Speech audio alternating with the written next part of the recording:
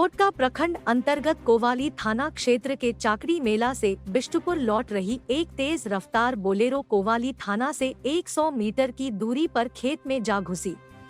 यह दुर्घटना सामने से आ रहे बाइक सवार को बचाने के क्रम में हुई। हालांकि चालक की सूझबूझ के कारण बड़ा हादसा टल गया। बोलेरो में महिला, बच्चे समेत कुल 8 लोग सवार थे। सभी सुरक्षित बताए जा रहे हैं।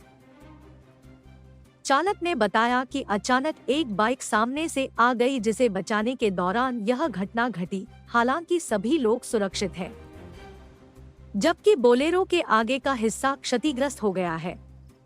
मौके पर पहुंची पुलिस ने वाहन चालक और आसपास के लोगों से पूछताछ की।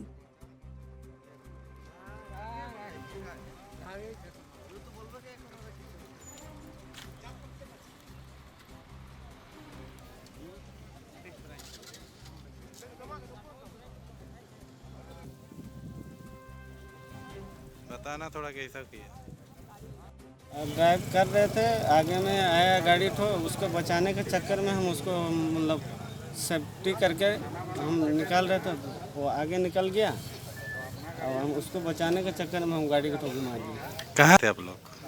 हम लोग चाकरी से आ रहे थे और क्या बोले जमशेदपुर जा रहे थे। अच्छा, कौन कौन था गाड़ी में? और मेरा पूरा फैमिली था। ठीक।